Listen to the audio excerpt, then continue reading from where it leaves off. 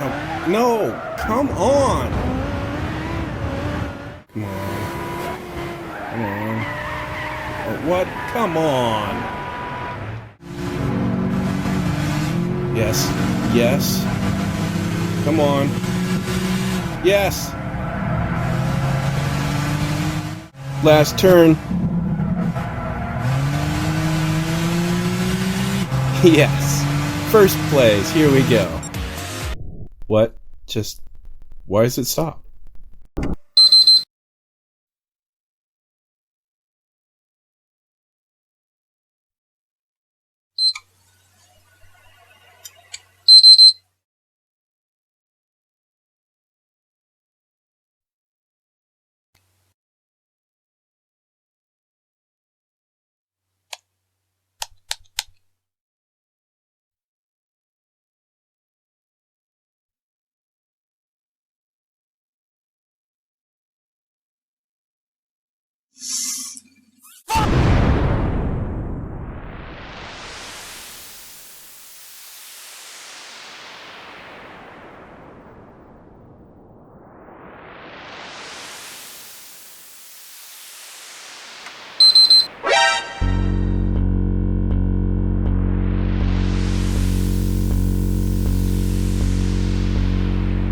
Why are so many of these first PS3s biting the dust? We have some long-suffering owners here, there's 3 of them.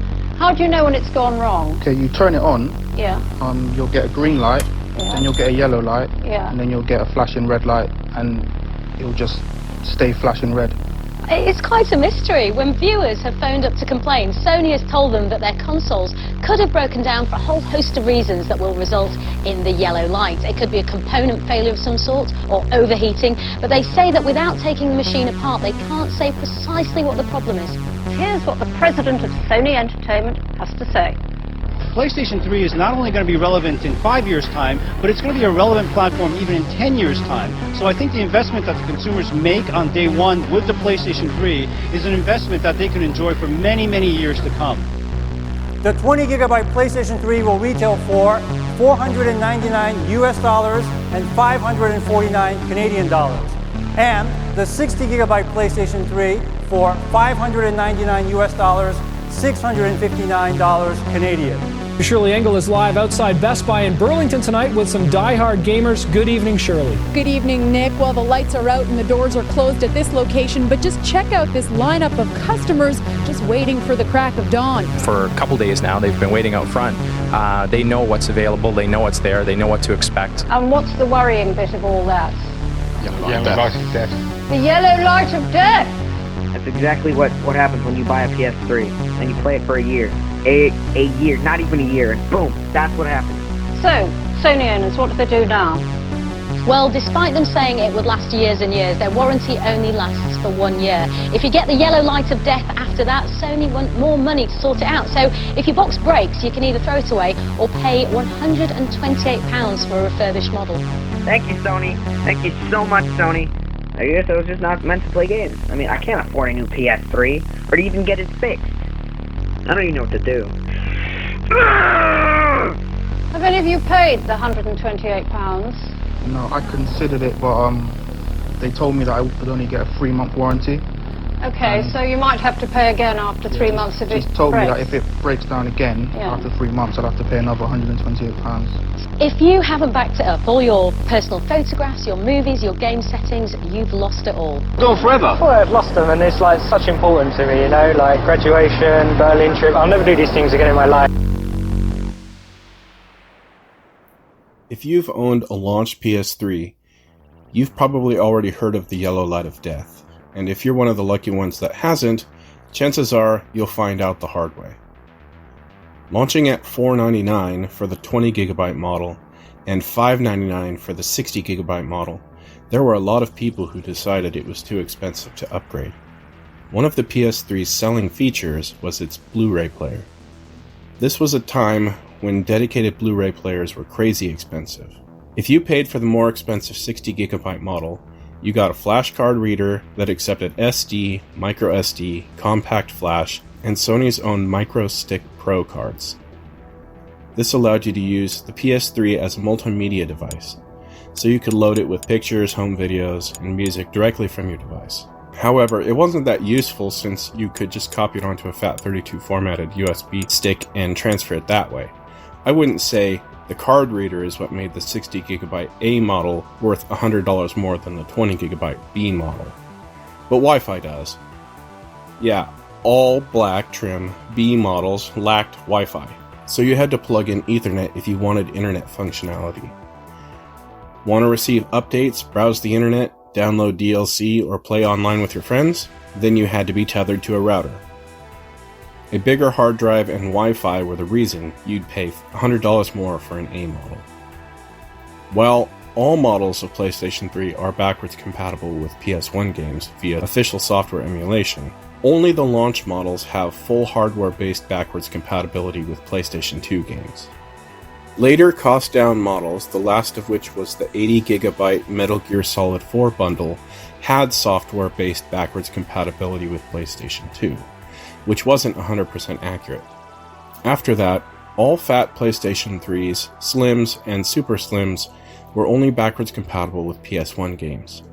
You could buy a port of a PS2 game if it was offered on the PlayStation Network, but you couldn't play your own discs unless you had one of the early models.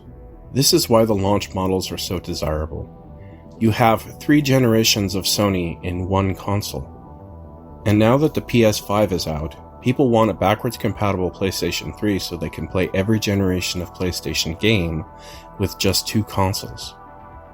It's the minimalist PlayStation setup, and it fits great next to the PS5. It's got that Darth Vader and his Stormtrooper look to it.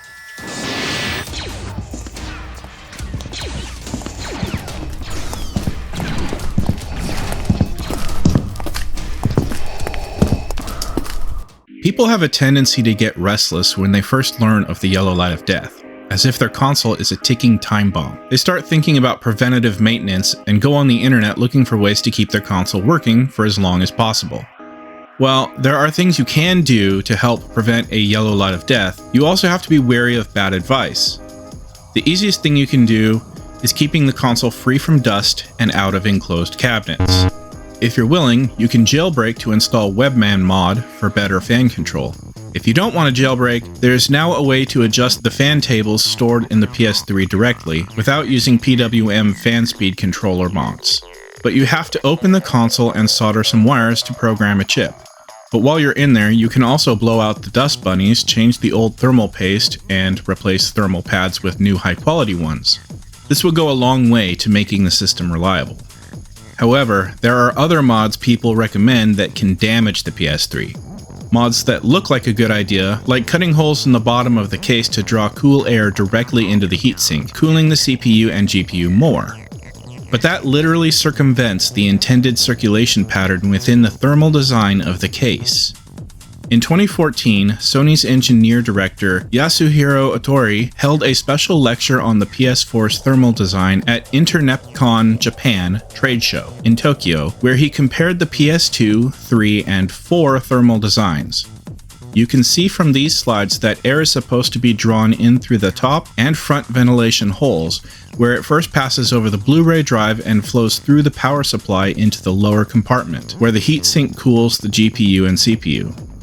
In both the upper and lower compartments, air continually flows over the RF shield, which acts like a heatsink for the motherboard components attached to it with thermal pads. To be cooled properly, the power supply, Blu-ray drive, south bridge, voltage regulation modules, and EEGS, which is the chip that is responsible for PS2 backwards compatibility, all rely on this airflow pattern. When you drill holes in the lower compartment, you remove the suction that pulls air into the upper compartment. Yes, it can cool the CPU and GPU more, but at the cost of creating a dead zone in the upper compartment. If your console has a ZSSR power supply, it can burn out very quickly. The more efficient APS-226 can run cooler and may survive, but will run hotter and die sooner. To address this, some people recommend removing the RF shield on the power supply itself, which is dangerous if you don't know what you're doing. It can kill you if you touch the wrong spot. Some people even add a fan blowing over it. That can certainly cool the PSU and keep it alive, but the motherboard components that are cooled by the RF shield are going to run hotter too. What about the Blu-ray drive, or voltage regulation models, or EEGS? Maybe it's fine to let them run hotter? Probably it isn't. I think it's just a bad idea to mess with the PS3's thermal design at all. Sony did a lot of engineering and simulation to arrive at the optimal cooling pattern within the case. I doubt any of the people cutting holes in their console hold advanced fluid dynamics degrees. Besides, I dislike cutting the case at all. I prefer no-cut mods.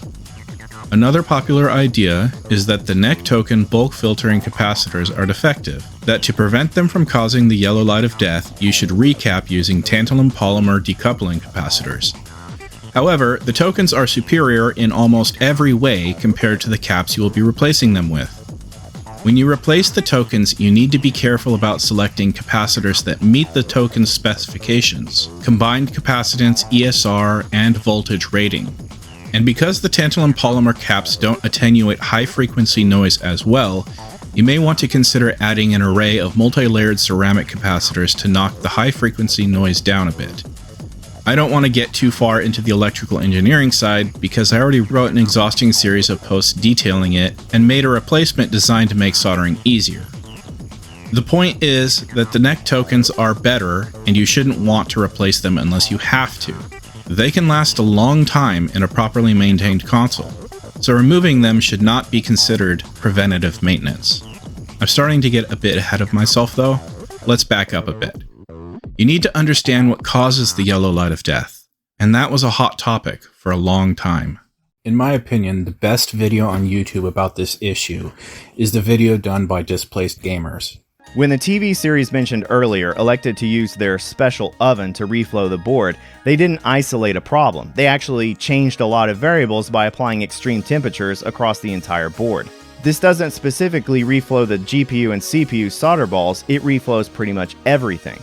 A second method people turn to is reballing. It is as simple as it sounds. The board is heated up in a localized area to free the solder balls, the processor and old solder balls are removed, and then the processor is reattached to the board using fresh solder balls, either lead-free once again or with lead this time. Both a reflow and a reball still involve playing a wild card, heat. Whether the entire board is heated up or just the area where the processor is mounted, the heat is naturally going to affect other things, especially cranked up to reflow temperatures for lead-free solder. And yet even that one is misleading. It seems to suggest that BGA defects are not the real issue, but that's not what he's saying. He's just saying we shouldn't assume they are. I want to make it clear that I'm not saying a reball isn't a potential fix for a PS3 yellow light of death. My point is that it isn't the solution, and that we as a community should adopt less of a tunnel vision approach when it comes to diagnosing and repairing consoles. And he's right. In fact, he did a very good job of presenting the information objectively at a time when everybody was jumping on the tantalum bandwagon. But it skewed towards the better narrative, which is hard to avoid. So is that it? Regardless of the specifics, we can assume the problem is still most likely in or under the chip somewhere? No, it gets better. Enter NEC TOKIN and their special capacitors. The tutorial that started this behemoth thread also started a popular misconception, one that currently has a death grip on the gaming community. So, what about these capacitors? Well, they were developed in the early mid-2000s and apparently have a rather short lifespan. Toshiba laptop users discovered this the hard way when their computers wouldn't start. I need to address some misconceptions about this laptop before we continue, because it's often cited as an example of defective neck tokens. If you look closely, you can see that the tokens are directly underneath the processor. You can see its backplate there. That's the best place for them electrically, because the closer you place decoupling capacitors to the processor, the better their effect. But it's also the worst place for heat. A capacitor's life expectancy is calculated based on how hot it runs. The closer to the processor it gets, the shorter its life. And these are as close as you can get. By comparison, look at where Sony placed them. They are adjacent to the processor and separated by thermal vias, which help to prevent heat from the processor from traveling through the motherboard to the capacitors. A laptop is a very hot, enclosed space. If they operate up to 85 degrees Celsius, which is very possible since the laptop's processor often runs near their 100 degrees Celsius max, at that temp, they would only last between 4,000 and 10,000 hours, or 166 to 416 24-hour days. If you used a laptop for 8 hours a day, every day, it would take 1 to 3 years to die. I think we can agree that wouldn't be acceptable. However, Sony placed the TOKINs in a much better spot, which ran cooler.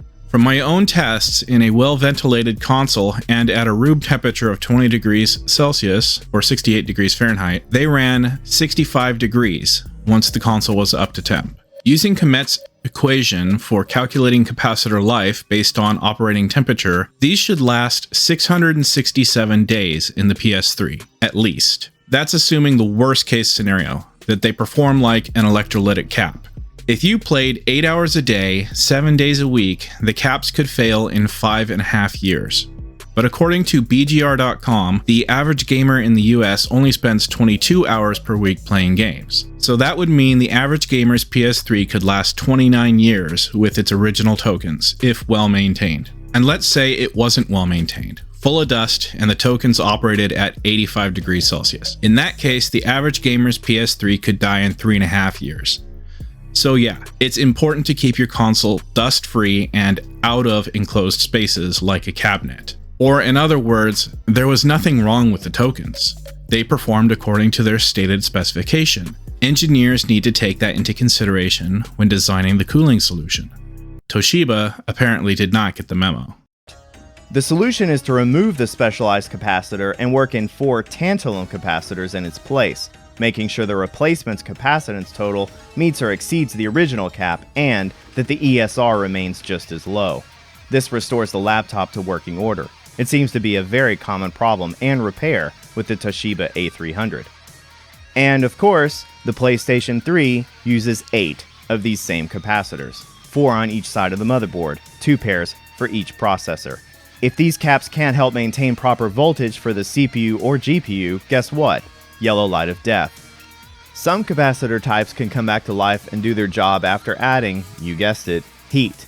I can't say for certain if these particular capacitors could temporarily return to meeting the PS3's needs if they are blasted with a bit of heat for diagnostic purposes, but I can say that certain guides found on the net actually recommend using a heat gun on these chips, as they call them, as part of PS3 repair. Is the dark side stronger? No, but busier, more seductive.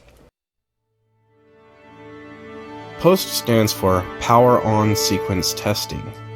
If everything goes well in POST, then the firmware sequence starts a bootloader, which starts the operating system. If there's a hardware failure, it might not be safe to boot up. If it were to start up anyway, it could cause more damage, like catch fire and burn your house down. That's bad. So the POST process fails, and the system refuses to boot until the failure is repaired.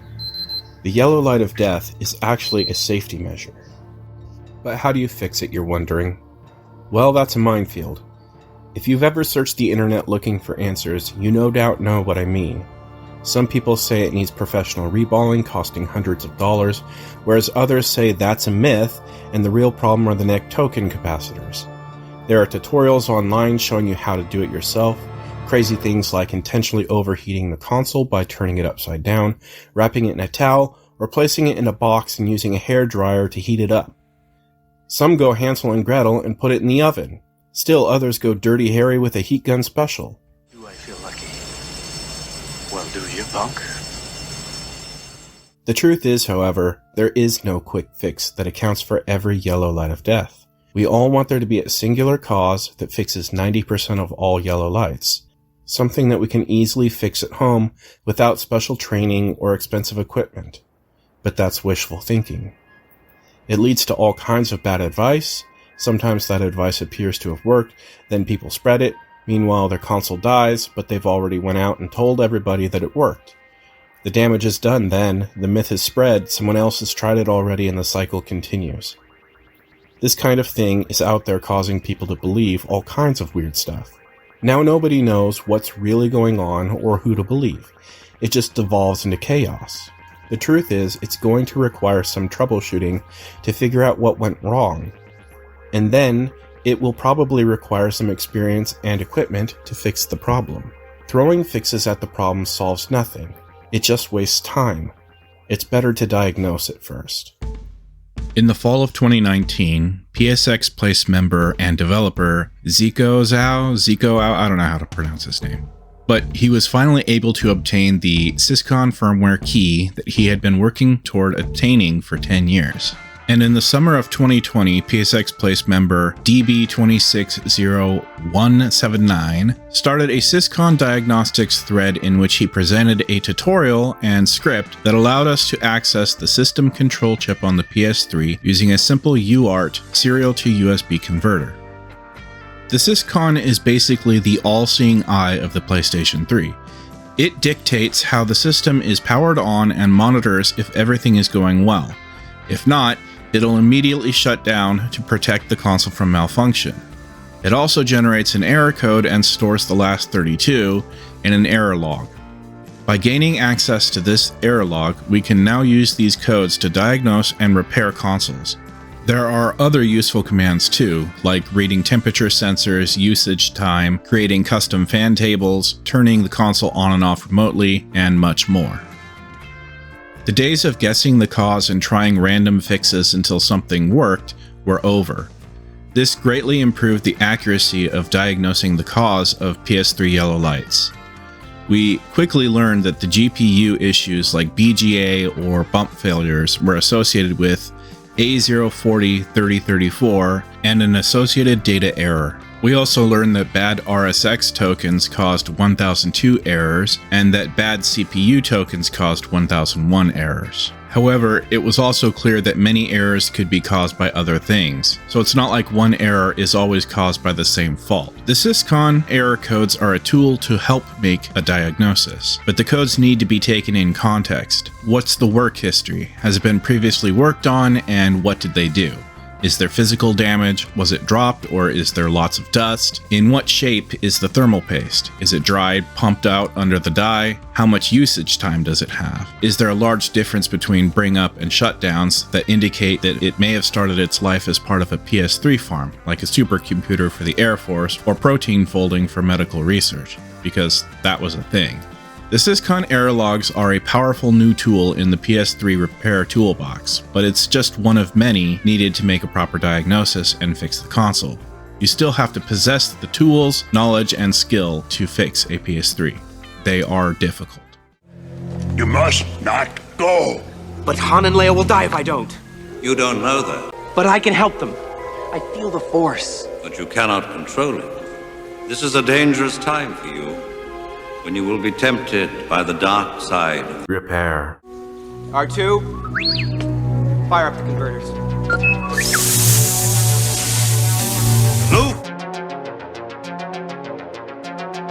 Google, and especially YouTube, tickle your ear, telling you what they think you want to hear. It's perpetuated based on popular search results because it's the better story. And let's face it, the better story is the fiction that the yellow light of death was misdiagnosed all this time, that it was the tokens all along, you don't need a reball, you just need to change some caps. That's the familiar villain. It may have taken out your Super Nintendo, original Xbox, your Game Gear. People are already aware that old video game consoles go bad and need recapped. So when they see a yellow light of death fix tutorial that looks like you can easily do it yourself, save a little money, and get playing again, of course it's the more popular narrative. Everyone agrees that it's the one we wish were true, but wishful thinking doesn't make it true. The algorithm doesn't care if you waste your time and money chasing a red herring down a rabbit hole. It only cares that it's the popular thing end users are searching for. All of this horribly complicates the truth. The truth is, it takes reading about 100 pages of this thread before people even start to realize it wasn't working. I jumped in on page 137. There was a lot of controversy and holdouts until around the 150 page mark. No one can be reasonably expected to read all of it, and they give up after the first 10 pages of glowing positive reviews, because humans. We're too excited to try it. We've worked up the courage watching videos and make it look doable, if not easy. It causes them to stop looking once they found the answer they were looking for, and then they give it a try just in case. Hey, why not? You can't break what's already broken. More often than not, it works. Temporarily. Long enough for people to post positive results, touting their triumph over evil. Headline: Do-it-yourselfer defeats greedy reballers. That's a great narrative, but it's not true. He had such a knowledge of the dark side, he could even keep the ones he cared about from dying. He could actually save consoles from death. The dark side of repair is a pathway to many abilities some consider to be unnatural.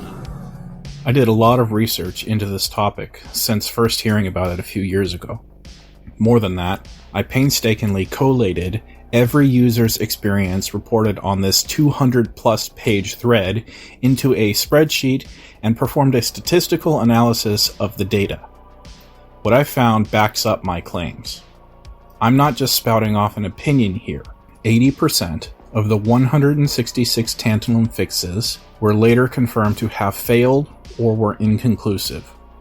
After 2 years, only 9 users have confirmed 18 consoles were working at least 2 weeks after installing tantalum capacitors. That should put it into perspective for you. But it can take months to figure out that the caps weren't the problem. Most people give up and assume they must have botched the cap install, which is likely true because it's much harder than it looks. While the neck tokens can be a problem, they're not the problem. Follow the links I've provided and prove it to yourself. That's not to say the caps can't go bad. They do. But the yellow light of death is still primarily a ball grid array bump failure issue.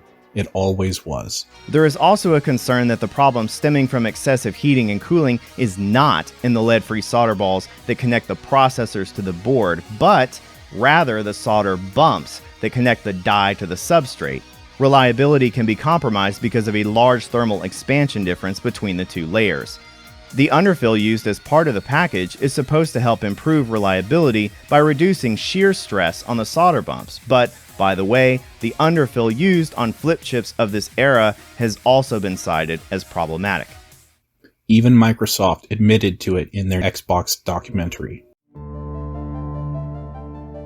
Breakthrough came when we understood that the connections that were being broken were not located on the motherboard, but they're actually located inside the components. The problem was a connection was breaking. The reason it was breaking was thermal, but it wasn't because of the peak temperature. It was because when the unit would get hot and then cold, hot and then cold, every time it did that, it would stress the connection. All these people love playing video games, and so they would turn this thing on and off, and when it would turn on and off, you get all sorts of stresses. And just like when you bend something too many times till it finally breaks, that's what was happening. None of this is new. Thermal design is a critical part of engineering a chip or console. Engineers can use computer-aided design software to model and simulate how many thermal cycles it takes before a BGA package fails. You don't become an electrical engineer without learning about CAD modeling and simulation. This is routine, an everyday part of engineering. It's not so complex that no one could have predicted it would ever happen. Don't let Sony or Microsoft or Nvidia tell you otherwise. PR guys do what they do. They downplay the issue and their company's culpability, like this guy did in the news article in that Xbox documentary. Is there any speculation out there what the problem is? There's a lot of speculation, but because, well, among other things, there are 500 million transistors and 1,700 parts in each of these boxes, so the speculation could go anywhere. But can it really? I'd like to know who that was. Was he employed by Microsoft or just some industry expert the station hired to give an opinion? Either way, Microsoft chose to include that clip in this documentary. They made it look like they got blindsided, that it was an extremely difficult problem to root cause. Root causing? It stretched every bit of our imaginations to try to figure out exactly what was going on and how to fix the problem.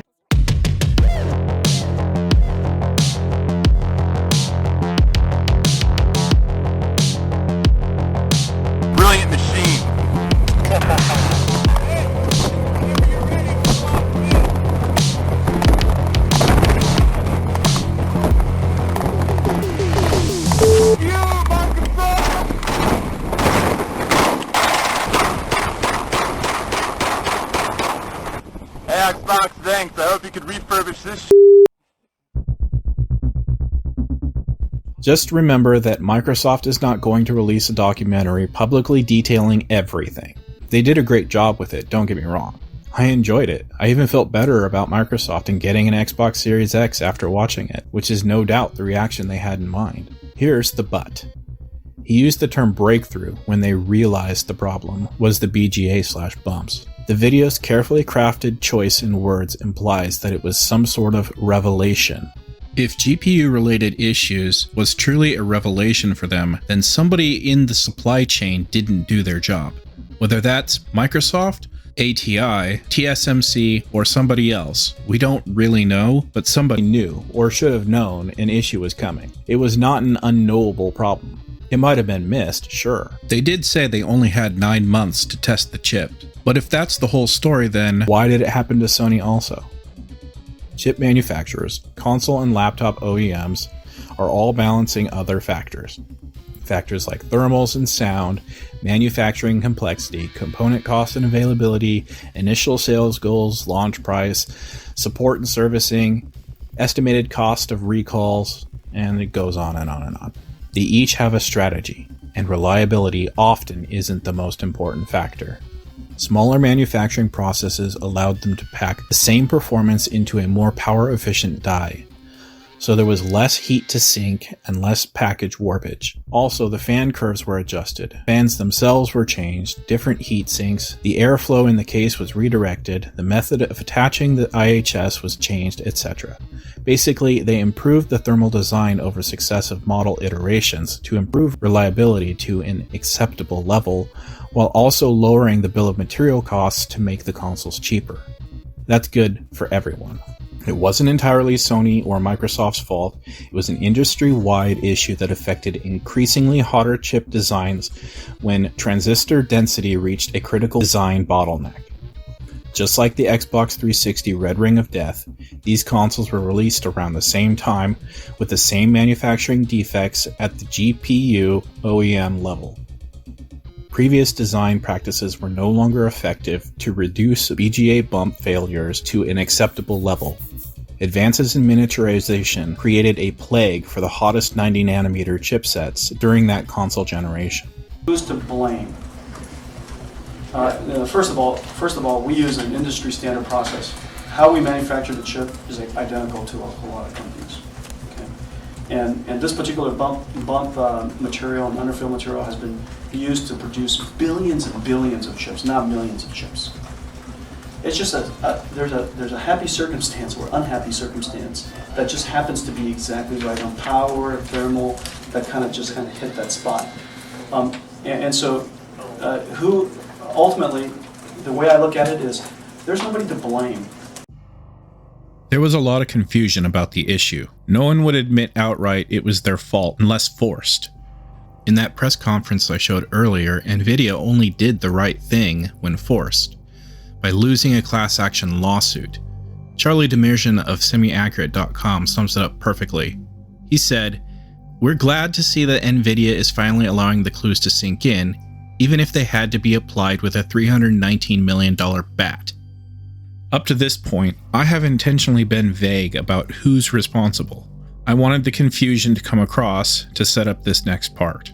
Sony assembles the components they order from their subcontractors, but they don't actually make every single part in-house. There are thousands of parts in a video game console made by different companies, ranging from off-the-shelf surface mount devices to custom SoCs.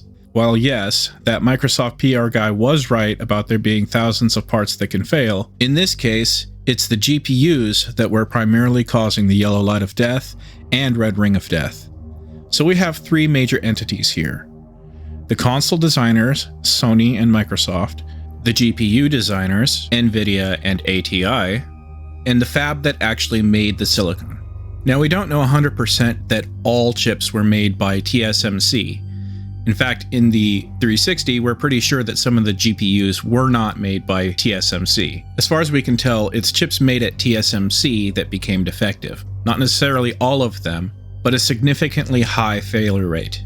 Either TSMC was doing something that made the chips defective, or there was a common design choice between multiple designers that led to the same issue. We don't really know, but we do know that they work very closely together to design these chips, so it's likely that the industry was making similar design choices. I don't know how close these relationships are, who's making what decisions about packaging materials, underfill, bump material, the specific way that those bump materials are applied to the silicon, and so on. Somebody along the way is responsible or should have been responsible for knowing what was going to happen, but we'll never know who. We only know that Nvidia took responsibility because they got sued. ATI and TSMC also made defective chips, and Microsoft is the one who took the blame for that. Frankly, I don't know if they were just jumping on a grenade or what. You might think that because TSMC is the one who actually made the chips, they're responsible. But barring a mistake on their end, they just make the chips as designed.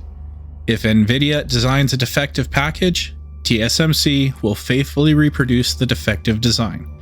An issue at TSMC's factory doesn't explain why BumpGate affected so many chips over such a long period of time. I'm not a thermal design or electrical engineer, so I'm going to rely heavily on a series of articles written by Charlie Demerjian for semiaccurate.com. He investigated why Nvidia's chipsets were dying from 2006 to 2009, interviewing electrical, thermal design, and packaging engineers to really get at the heart of the issue. Before I get into this, it's important that you understand this is only a theory. Having said that, theory is more than just guessing. There needs to be some evidence to support these claims, and I'm not the one who did the investigative journalism. The series of articles that the following information is based on was written about laptop GPUs, not the RSX. So I can't say for 100% certain that this information applies directly to the RSX. I am assuming that because Nvidia made those chips around the same time, that they would be using similar design principles on the RSX as well. At some point we just have to say the bumps are a plausible explanation for the ones reballs don't fix, and then trust the assumption is good enough for us since we're not in a position to know for sure. But that's what we're going to go with for lack of a better explanation. I should also point out that because it's so difficult to distinguish between BGA and bump defects, that we're just assuming when it is a bump defect. Having said all that, I do think that BumpGate is a plausible explanation for what might be happening with the RSX. And if I left it out, then I would be leaving out an important part of the story that I believe is true. Some people may think it's conjecture, but that's fine. This is my video. You can make your own. So with that out of the way, let me present BumpGate theory. BumpGate, as it later became called, refers to defective Nvidia chipsets manufactured from 2006 to 2008, primarily. In mid-2008, Nvidia released fixed chips to try to handle the situation.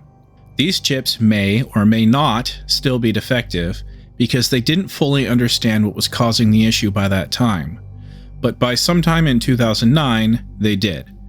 Chipsets manufactured after 2009 are generally considered reliable. The RSX was co-developed by Nvidia and Sony, using Nvidia's Curie architecture. It's based on the 7800 GTX GPU and is a G70/G71 hybrid, previously known as NV47. The 90nm CXD 2971 was released on November 11th, 2006. The 65nm CXD 2982 was released in August of 2008, but had a midlife revision, the CXD 2991, released only 2 months later in October. The RSX would later be made on the 40nm and 28nm process, but these released long after BumpGate and are not effective, so I'm only going to focus on the 90 and 65nm RSX. Some later GeForce 6000, almost all GeForce 7000 and 8000, and some early GeForce 9000 series were affected.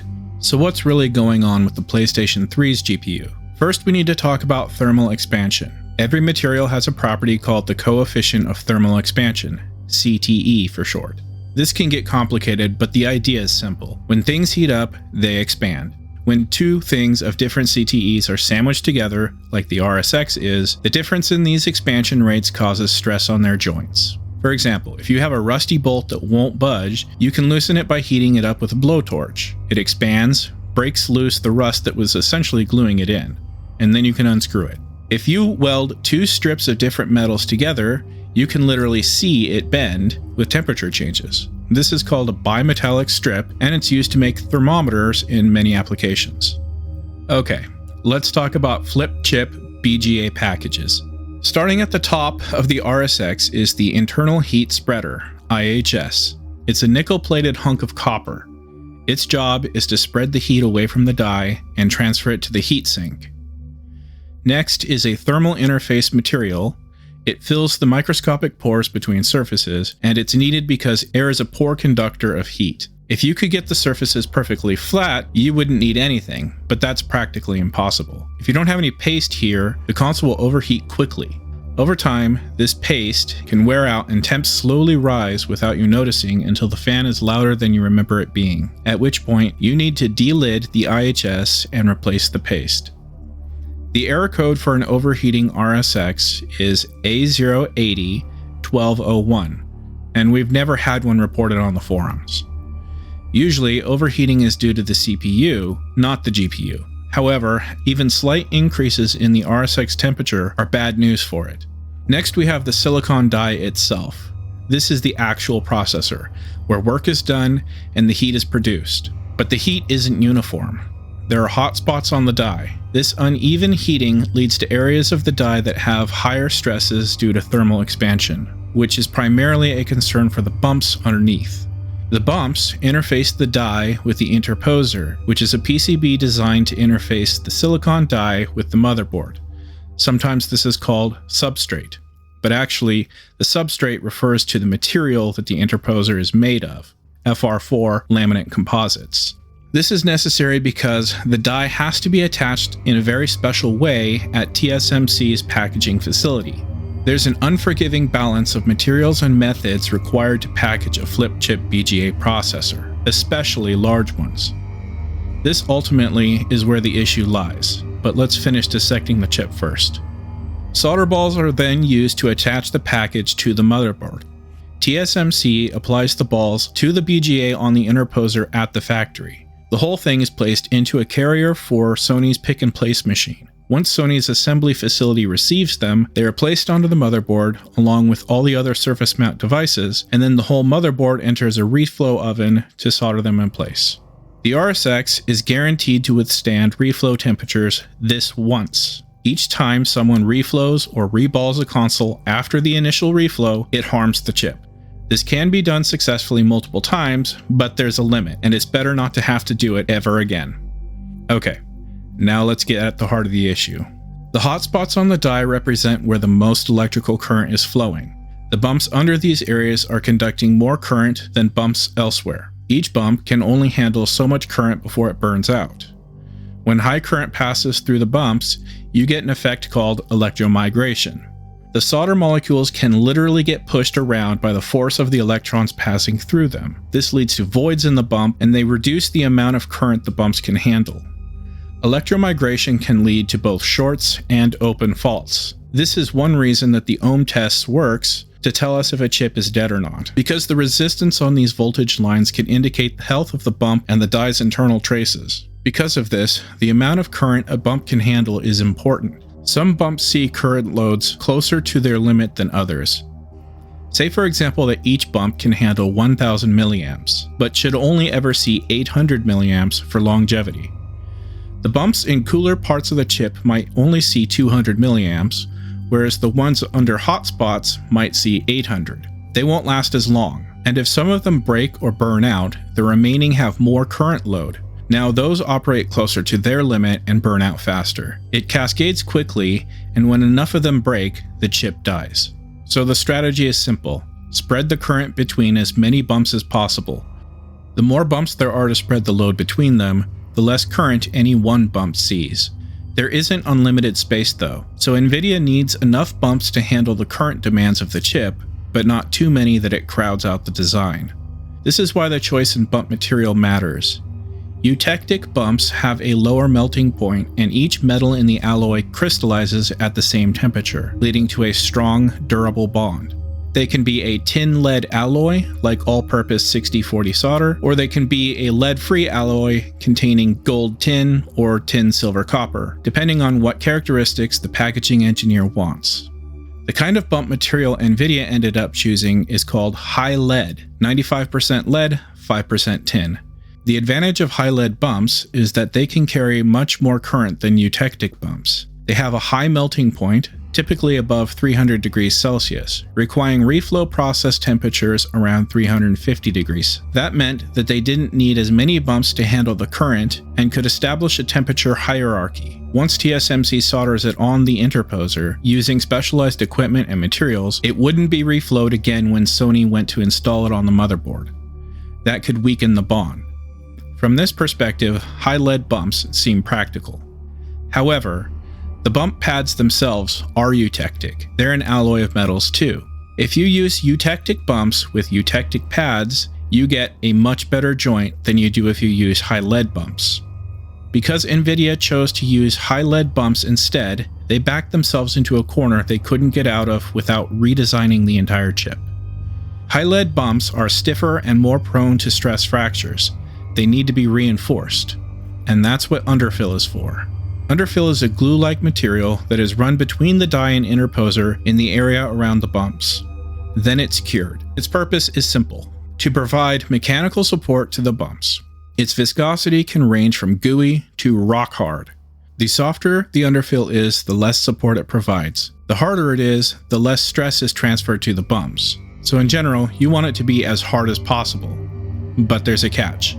The polyamide stress layer prevents contamination and provides mechanical strain relief to the dielectric layers underneath, acting sort of like a cushion to prevent delamination. So the underfill can't be so hard that it tears this stress barrier and causes the chip to delaminate. If it does, the chip will die too soon. And if it's too soft, the bumps will die too soon. The property in question is called its glass transition temperature, TG for short. This is the point where it loses its stiffness and starts to become soft. This isn't the same as melting though. It's just not providing support any longer. It's important to choose a high TG underfill with high lead bumps because they are more prone to stress fractures. However, when the 90nm RSX was manufactured, there weren't very many high TG underfills. NVIDIA ended up using Namix 8439-1. It performs exactly as the manufacturer claims. However, its TG is not sufficiently high enough to provide support for the bumps at the temperatures the RSX routinely operates at, so the high lead bumps are prone to cracks as a result. Okay, I know that was a lot, so here's the chain of events. NVIDIA designs around high lead bumps. At this point they are committed, no going back now. If they had tried to replace with eutectic bumps, they wouldn't have enough bump pads to spread the current. That decision needed to be made earlier in the design process, and this is what I mean by they designed themselves into a corner they couldn't get out of. They choose an underfill chemistry with too low of a glass transition temperature. It's not sufficient to provide support for the bumps at the temperature the RSX routinely operates at. Once the die is up to temp, the underfill softens and it may as well not even be there. During normal use, playing games, differences in the rate of thermal expansion between the die and the interposer lead to stress on the bumps, which begin deforming, and eventually some begin to crack or shear from their pads. The bumps under the hotspots on the die get even hotter, due to them now having more current to conduct. Electromigration increases, voiding increases, temperatures increase, thermal warping stresses increase, bump current carrying capacity decreases. The remaining bumps start to burn out, which causes more to burn out, a vicious cycle that accelerates the bumps towards total failure. When enough of the bumps either burn out from electromigration or break, the digital logic core cannot maintain its calibration, becomes unstable, and it causes a live lock condition.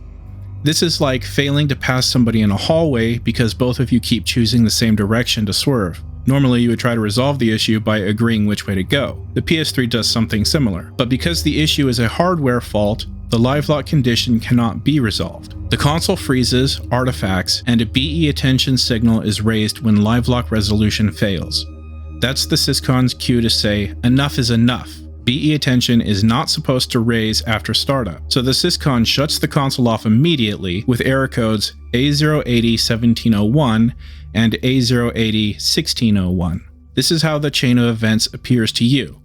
Yes. First plays, here we go. What? Why does it stop?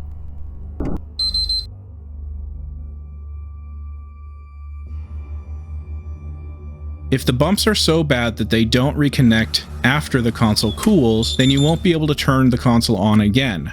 This time, it'll fail in bit calibration during power-on sequence testing with error A040-3034 and an associated data error like A040-4401. Sometimes you can get the console to boot up if you keep trying to turn it on and off again, and it might even appear to be stable like that. But this is usually just a thermomechanical false positive because the microscopic gaps in the solder cracks are being physically held together by thermal warping. This is just like holding two bits of wire together to make a connection. It's not strong. This is why the heat test often works. It's also why replacing the TOKINs with tantalum caps temporarily appears to work. You've heated up the area near the RSX, and once the pent-up strain that's holding the solder cracks together relaxes, the connection will break again, usually within a couple of days, but sometimes it takes 2 weeks. When you attempt a do-it-yourself reflow, you're doing the same thing. Most of the time, people don't actually get the solder balls under the BGA to melt. The ground plane on the PS3 is no joke. It'll sink most of the heat away, and unless you're using a preheater, you're more likely to taco the motherboard than actually reflow the BGA. And frankly, reflows suck. They don't remove the old solder balls under the BGA. This means old, oxidized, dusty, and grimy solder balls will just get contaminated during the reflow. You can try to clean it thoroughly first, but if a sheared pad has been open to the air for a long time, it could be a black pad that's so oxidized and caked with grime the solder won't adhere. The reflow will fail immediately or soon after. And that's assuming it is a BGA fault. If it's the bumps, then you're not getting close to the melting temperature of high lead bumps, which typically requires 350 degrees Celsius. And if you're achieving temps that high, then you'll probably outright kill the chip. Remember, they're only designed to withstand 30 seconds at 250 degrees Celsius. You would need 100 degrees Celsius more than that to melt the bumps, and with do-it-yourself equipment like a heat gun, there's no way. Sure, the yellow light of death can be the BGA, but all 90nm RSXs are defective. So even if you reball it or replace with another 90nm RSX, you're just replacing it with another defective GPU. Sooner or later, the bumps will fail, and it's game over, man! It's game over! Reballing is bull. Reballing is crap. Reballing is not repair. 99% of the time, I mean 99% of the time, reballing is not repair. I'd like to get an idea of how reliable the 90nm RSX is. We know they can have BGA defects. We've seen oxidized pads while reballing them. What's less clear is how many of these consoles met their fate from BumpGate. We know Nvidia made poor bump and underfilm material choices in some, if not all, of their chipsets between 2006 and 2008. They got sued over this. And we know that the 90nm RSX was designed by Nvidia and made by TSMC, where the defective BumpGate chips were fabricated. What we don't have is any reliable data on how many 90nm RSXs have actually died from genuine BumpGate related failures. While there are many opinions among repair techs about how we might be able to tell the difference between bump and BGA failures, it's not as simple as reballing, and if that doesn't work, it must be the bumps. Or if you reballed and it initially worked, that means the bumps are fine. Remember, heat affects other things. There are too many confounding variables for any of those tests to actually work. It might make the reballer feel better about sending the console to the customer, especially if they offer a warranty, but that really isn't a good way to know for sure. Unless you can prove it's the BGA and not the bumps, you're still throwing fixes at an essentially unknown problem. And without a silicon failure analysis laboratory equipped with 3D X-ray machines that cost $5 million, we'll never be able to. Clearly, that option is off the table. I've already asked the reballers. They say their customers are happy and they wouldn't be in business if reballing didn't work. That when they do get warranty returns, the failure is usually something else, not related to the reball, like a power supply fuse, Blu-ray drive laser, or a genuine TOKIN failure. However, most of the time they only offer a 6-month warranty. Even a crappy reflow can last that long. If it fails again after the warranty expires, will the customer go back to the same reballer and pay again? I would wager that many people don't bother following up. Instead, they cut their losses, buying a PS2 and PS3 Slim for less than the cost of another reball. In that case, the reballer never hears from that customer again and assumes the console is still working. I mean, how many people come back 2 years later to leave a bad review? Will the rating system even allow them to change a 100% positive review that long after they posted it? My point is, reballers can get a false sense of how many reballs subsequently fail and how many of their initially satisfied customers still are. But maybe that's not the case. So you can actually help with this. I'm asking you, the community, to give us your experience with reballing. If you had a 90nm RSX reballed, did the reball last, or did the console subsequently die? If so, how long after the reball was it? On the other hand, if it's still going strong, how long ago was it reballed? I created a poll on the PSX Plays forums for you to do just that. Please take a moment to follow the link in the description and cast your vote. Maybe we can get a real sense of how reliable reballed systems are. Also, feel free to leave your experience in the comments below or on the forums. We'd love to hear your experience.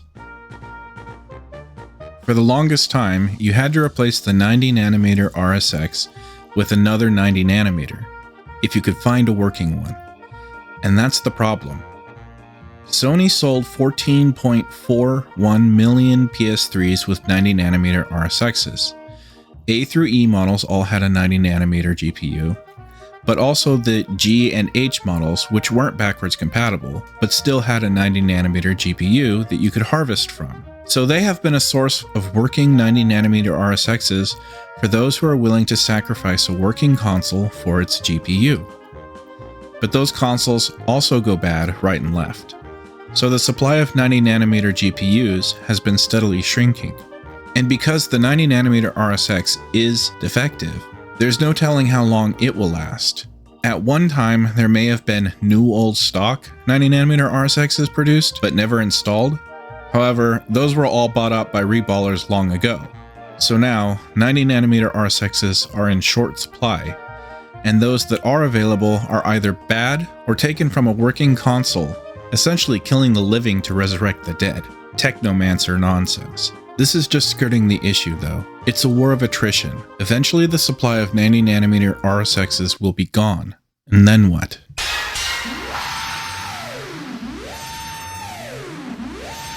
Enter the Frankenstein Phat PlayStation 3. Life! Life, do you hear me? Give my creation life!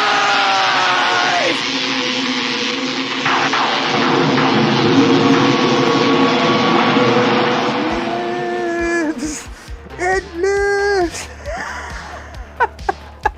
This is truly a Frankenstein. Sony's hardware and repair division had a problem. Early model PlayStation 3s were still failing with bad GPUs. However, by this time, the 90nm RSX was out of production and not available anymore. Later model Phats with 65nm RSXs were being manufactured. After that, the slim model 40nm RSXs were being manufactured. So Sony repair technicians had to find a way to replace the failing 90nm RSX with a more reliable, but really more available, 65nm or 40nm RSX.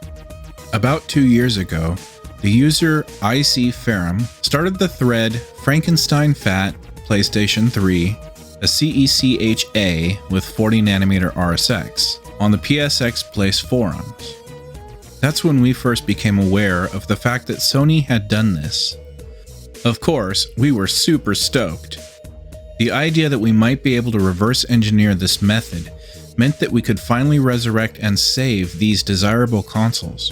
But more than that, make it as reliable as the slim model. One eternity later. Full year went by. We knew what Sony had done, but hadn't been able to replicate the mod yet. Then we learned about the Orbis mod chip. 4 to 5 years before we even learned it was possible to swap a 90nm, a user by the name of Botakumpong informed us that his brother Kiwa made a mod chip that allows it. They could interchange 90nm, 65nm, and 40nm RSXs by just installing a chip and moving a few resistors. That wasn't possible before, because the console would recognize there wasn't a 90nm chip and yellow light of death. The mod chip spoofs the RSX ID and tricks the system into booting. An amazing accomplishment, way before any of us had any idea this was going on. Unfortunately, Kiwa passed away a few years ago and we never got to pick his talented brain about the mod chip.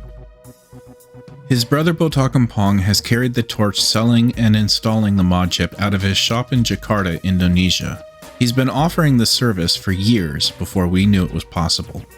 The Orbis mod chip made the swap even easier than Sony's method, which at the time we thought required replacing the SYSCON with a variant flashed with custom firmware. That's how Sony did it. They also had resistor and voltage mods. Kiwa's Orbis mod chip doesn't require any changes to the SYSCON at all, so it's an easier install. So that was it. We thought the Orbis mod chip was the ultimate solution. There were 21.5 million 65nm RSXs in J through 2000 model PlayStation 3s, and at least 30 million 40nm RSXs in 2100 through 4000 model Slims. And we can still source new old stock 40nm RSXs, although they're getting hard to find, and by the time of this recording, they might already be sold out. There are many more slim PlayStation 3s than there are backwards compatible models. This mod chip makes sourcing replacement RSXs for the backwards compatible PlayStation 3s sustainable. Every single backwards compatible model could easily get a 40nm RSX, because there are so many more slims out there. We don't have to throw away backwards compatible PlayStation 3s anymore just because their RSX has died and we can't get a new one. But best of all, we don't have to replace them with a dodgy AliExpress 90nm RSX that we don't even know is going to work. And even if it does, it's likely that GPU will also die and the console will need another. The motherboard can only take so many reflow cycles before it's done. It just cannot survive those temperatures for very long. So the real solution here is to replace the failing defective GPU with one that isn't. So was that it? One eternity later. A year later, the reverse engineering effort had a major breakthrough. The user Major had successfully replicated Sony's method, but improved upon it. We thought that it would require a new SYSCON chip flashed with a special firmware to accomplish. That made it much more difficult than the Orbis mod chip. But Major's method only required a couple of writes to the EEPROM over UART. What this means is that it's now possible to replicate Sony's method. And more than that, we don't even need to flash custom firmware on a special variant SYSCON chip. We can just use the stock SYSCON. We only need to write a few changes using a simple serial to USB converter. That makes this method cheaper and easier than the Orbis mod.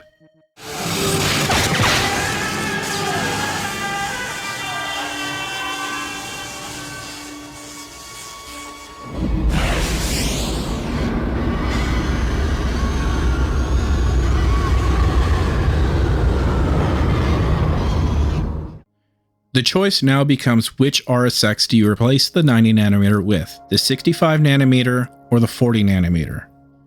Clearly, the 40nm would be ideal because it produces the least amount of heat and was manufactured outside the BumpGate timeframe. But what about the 65nm RSX? Well, that's a bit more uncertain. The earliest model was the CXD2982, which were in PS3s released in August of 2008. However, the actual manufacture date of these chips would have been earlier. I don't know how long it took for Nvidia and Sony to co-develop the design and for TSMC to physically ship them to Sony's assembly facilities. I would guess many months though. We need to look at the timeline of BumpGate closely to figure this out. 65nm chipsets from NVIDIA were also affected by BumpGate. But around the time PS3s with 65nm GPUs shipped, NVIDIA was releasing fixed chips with high TG underfill. On some GPUs, you could easily tell because the high TG underfill was white. However, as you can see, the 65nm RSX doesn't have white underfill. Perhaps it's a different high TG underfill, or it still has the defective underfill. I don't know. On the surface, using high TG underfill is what they should have done in the first place. However, high TG underfills weren't readily available when NVIDIA was shipping the 90nm RSX. They should have never designed around high LED bumps to begin with, given this limitation. By the time the 65nm RSX was in production, they were, so they had another opportunity to get it right. Remember, using high TG underfills has to be done carefully to prevent delamination. The polyamide stress layer distributes the mechanical strain over a wider area, and it needs to be a certain thickness to work. We know from electron micrographs that the NVIDIA G9600 series GPUs had high LED bumps, high TG underfill, and no polyamide layer at all. This is a colossal failure. I don't know for sure if the 65nm RSX was designed with or without high TG underfill or the stress layer. All we know is that for some chipsets during this transition period in 2008, NVIDIA blundered 180 degrees towards the opposite mistake. They traded bump cracking for interlayer delamination. Either way, the result is the same. The chip dies prematurely. What this shows is that by February 2008, NVIDIA still struggled to understand how packaging materials led to the issue. They were hiring new thermal design engineers at the time, signaling they were desperate to figure it out. So it stands to reason that many chipsets during this transition period had issues. Perhaps not the same ones that plagued the launch model PS3 or Xbox 360s, but new ones on cooler chips. That may not be immediately noticeable, because it could take longer for issues to be noticed. This is speculation, but the explanation I like is that they already had chips in production when they realized the polyamide stress layer was needed after all. But by this time, they'd already produced a whole bunch of silicon dies. The polyamide layer needs to be applied earlier in the process, and it was way too late now. So they decided to slap them into production anyway, and hope no one would notice. But again, we don't really know. What I do know is that in August of 2008, the 65nm CXD2982s were replaced with CXD2991 just 2 months later. Sony ostensibly said that the 40GB models were being replaced with the 80GB model. But what actually happened is that the DIA001 motherboard revision that had potentially defective 65nm CXD2982 GPUs were replaced with the VER001 revision motherboard with potentially fixed 65nm CXD2991 GPUs. It's not unheard of to have multiple GPU model revisions. The 40nm had 3 revisions. However, they were on average 1 year apart, and the 65nm was replaced only 2 months after the CXD2982 was released. I find that highly suspicious. This is all speculation. I don't know if this 65nm RSX is or isn't defective like the 90nm was. What I do know is that NVIDIA was still struggling during this time. They were releasing fixed, but not really fixed chips in the summer of 2008, and that Sony rushed a highly suspicious motherboard revision that incorporated a 65nm RSX model revision. Now, the board was radically redesigned, so it could have been a coincidence. We'll probably never know. I just wanted to point this out in case people are assuming the 90nm RSX is the only chip that's defective. We don't know the 65nm is not, and the timeline seems to suggest it could have been, or at least the earliest model revision. In my opinion, the safest course of action is to just use the 40nm. It was installed in slim PS3 starting in 2010, for sure outside the BumpGate timeframe. You might be thinking, who cares about the 65nm anyway? Why would somebody want a 65nm instead of a 40? The reason is because of other OS. One of the limitations of the Frankenstein Phat PS3s is that you need to be above a certain firmware revision or it results in a green light of death. This is when the console turns on with a solid green indicator LED, but you just get a black screen. The console is kind of bricked.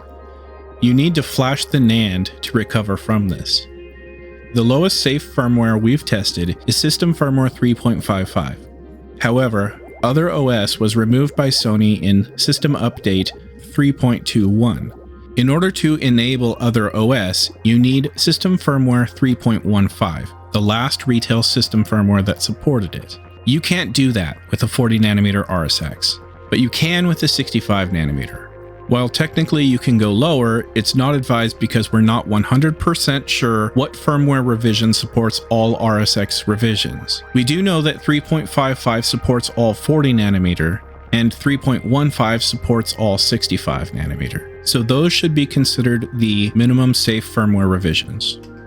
By the way, this can explain why some Frankie attempts result in a green light of death. If you can check the system firmware revision before the attempt, it's a good idea. But if you can't, like might be the case if you're trying to fix a broken console, this can explain why some become a green light of death. It may just be the firmware was too low.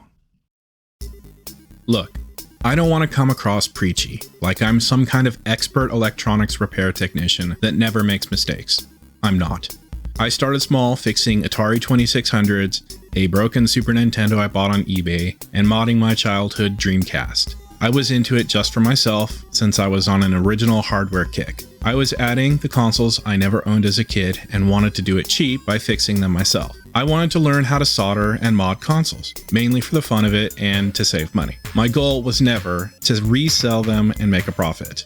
Before I fell into the PS3 scene, I installed my own N64 RGB, Ultra HDMI, DC Digital, although it was called DC HDMI back then. I recapped my N64 and other things. I first became aware of the neck token fix in 2019 when a Shmups member mentioned it. I thought it would be a neat project to investigate, so I bought a cheap A-model PS3 on eBay. It was described as having the yellow light of death. My own journey was full of bad advice and pitfalls. I made all the common mistakes. I followed the Tantalum Fix tutorial, buying those cheap yellow AVX caps, the ones with way too high an ESR. It initially worked, and then it failed soon after. That was the trigger that consumed the next 3 years of my life. I was intent on learning why it failed. I felt like I was lied to and wanted to get to the bottom of it, once and for all. I figured it would be a logical next step to build modding and soldering skill, but I had no idea it was such a difficult issue in console to work with. I wouldn't quit though. Actually, I went a little overboard. Oh, who am I kidding? I became completely obsessed. I wouldn't have learned all the physics, electrical engineering, dig through technical documents and mathematical equations if I wasn't obsessed. I mean, what else has you reverse engineering the power on sequencing to make sense of SYSCON error codes? What else has you compiling every code reported on hundreds of pages of forum threads and then poring over the results to give them a meaning? What has you watching obscure electrical engineering lectures, listening intently through a thick accent to understand principles you think might be the clue you need to get over a hurdle that's been blocking your path forward for months? Obsession. I wanted to find the next nugget of info, and it was exciting when I found it. Ultimately, I wanted to know the real cause of the yellow light of death, because I was also caught up in the controversy. I wanted it to end. I wanted to find out how to fix it, and that led organically into the Frankenstein Phat mod. I learned a lot along the way. My skill with rework equipment improved to the point I was able to reball and make my own Frankie. It wasn't just me, it was a team effort. And it was fun. That's the right way to learn. I just wish it didn't take killing numerous consoles and consume 3 years of my life to learn these lessons. But as Yoda said, Heeded my words not, did you? Pass on what you have learned. Strength, mastery, but weakness, folly, failure also. Yes, failure most of all. The greatest teacher, failure is. There are a lot of parallels from Star Wars to this journey. I came in confident, perhaps even arrogant, my impatience led me straight into the common traps, and then others helped me see why I failed and helped me to learn. It took a lot of work to earn the knowledge and finally achieve my goals. If I had been more patient in the beginning, perhaps it wouldn't have taken me so long.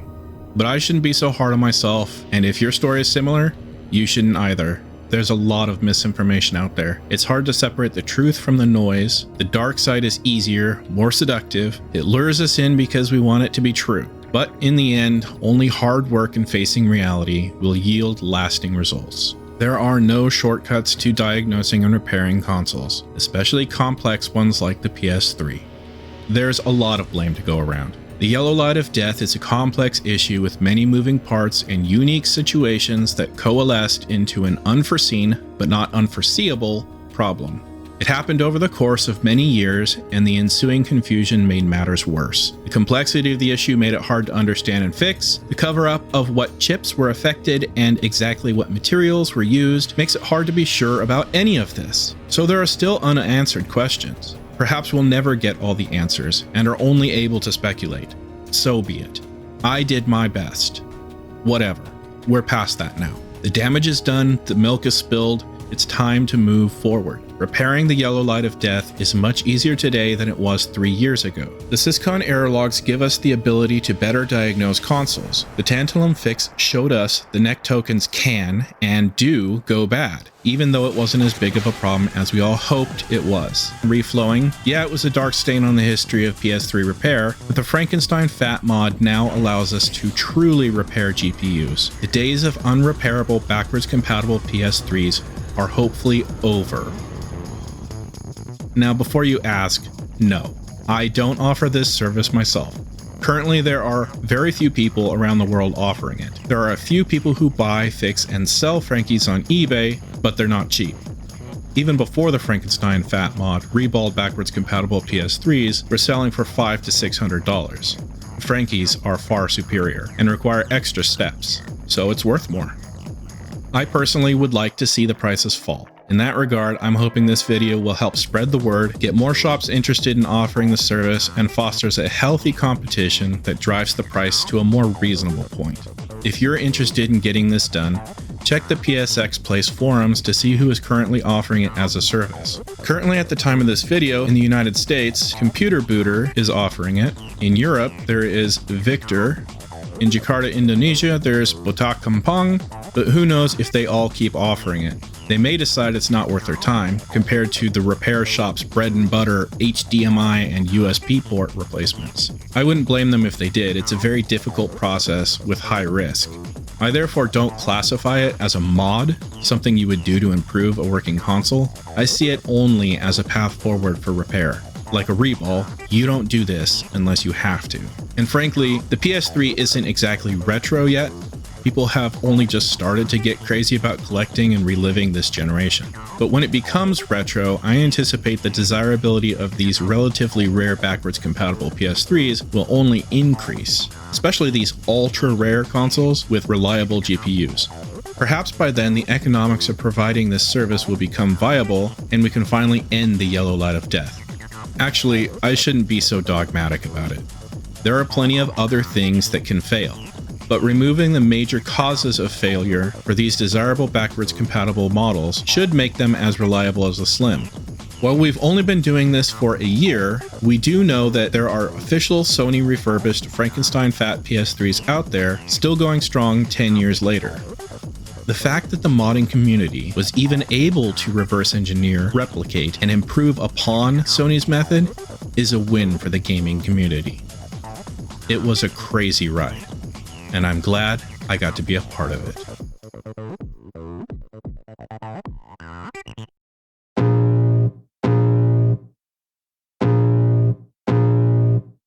I can feel the blood creeping up from the heathens. Got will, got fight, got pride, got reason. If they wanna go eat, then you know I'm gon' feed them. If you're coming for me, hope you're ready for a demon. I got eyes in the back of my head, I'm seeing. Take me for granted and you know I'm leaving. I'ma take what's mine with the webs I'm weaving. I could take this crowd from seeing to believing. Got a taste for blood and my tongue keeps bleeding. From the words I spit, so sharp, so freezing. So cold, behold, frostbite they feeling. I could tear you apart or I could go heal them. Don't believe in fate, don't believe in ceilings. I just need a taste and my mind starts peeling. I don't pace myself, I grind on kneeling. Got lust for change, I just love the feeling.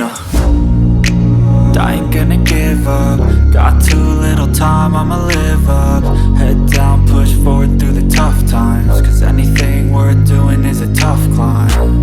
And I ain't gonna give up, got too little time, I'ma live up.